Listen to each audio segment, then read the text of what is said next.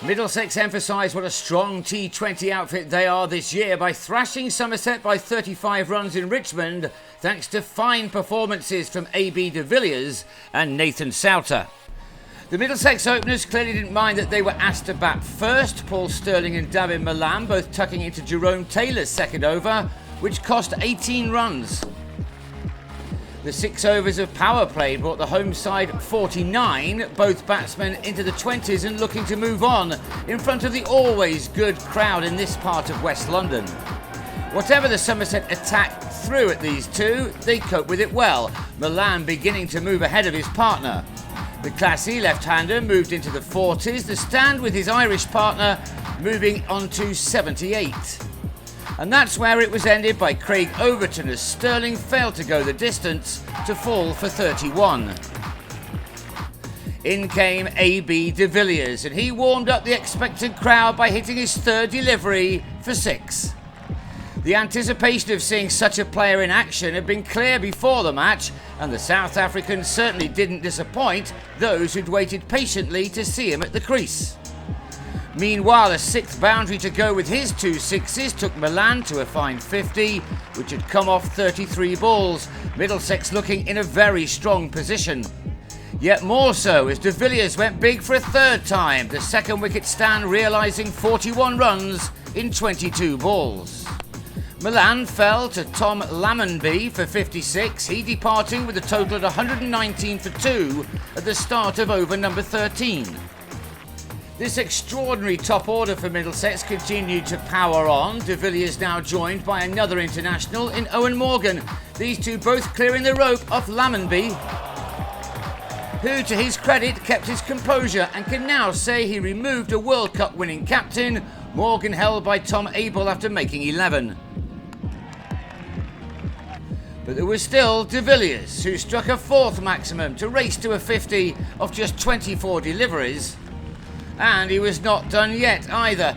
Taylor rubbernecking as the 35-year-old kept finding the middle of his bat, and when he did, the ball travelled a long way. By now, de Villiers was dealing only in 6s. Max Waller and Jamie Overton were treated as if they'd just arrived at the ground after a walk in the nearby park. By the end of the innings, de Villiers had struck only 1 4 but 9 6s in what was a wonderful knock, which brought him 88 runs off only 35 deliveries. John Simpson played his part at the end, taking the total up to 215. He falling to the final ball, Taylor trundling off with figures of 1 for 56 from his 4 overs. In reply, the visitors lost Babar Azam early, bowled by Mujib-ur-Rahman for 4, a rare failure for the Pakistani. If de Villiers had summed up his class from experience, Tom Banton shows his through the exuberance of youth. His innings at Taunton on Friday will be talked about for a very long time, and now he was showing this crowd what he's capable of. His talent is extraordinary, as Stephen Finn will testify. Somerset got off to a flyer, James Hildreth also smacking Toby Rowland-Jones twice into the distance as the visitors scorched the total up to 63 for 1 from the 6 overs of power play. Banton continued to earn sharp intakes of breath from those watching with some of his shots. He into the 40s by the time he lost Hildreth at the other end, his 28 runs occupying only 11 balls. Into the attack came Nathan Souter, and he had an immediate impact, first trapping Banton in front for 41, and then 2 balls later having Eddie Byram held by Rahman, the youngster unable to continue the form he showed on debut on Friday. Souter had figures of 3 for 5 from 7 balls when he then bowled Lammonby, the leg spinner changing the course of this contest in rapid time. Somerset left on 99 for 5, needing 117 more from the last 10 overs. Souter was then involved in the field as Roelof van der Merwe fell to Finn.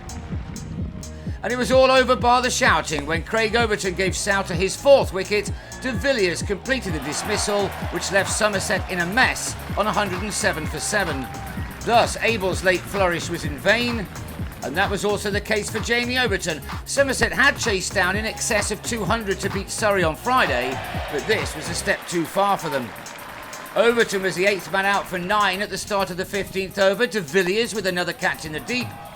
Rahman ended his spell by having Abel held by Finn for 41. Somerset's final pair left to get 46 off the final 4 overs. The match ended with a run-out, Finn supplying the throw as Taylor tried to keep the strike. The visitors all out in the 18th over for 180, Souter with 4 for 29 and the spell that won the game. So the crowd left happy, a 35-run win in the bag, and their side now with 4 victories from 6 and sitting pretty in the South Group. Middlesex now welcomes Surrey to Lords on Thursday, while Somerset, with only 2 wins from 6, go to Essex on Wednesday.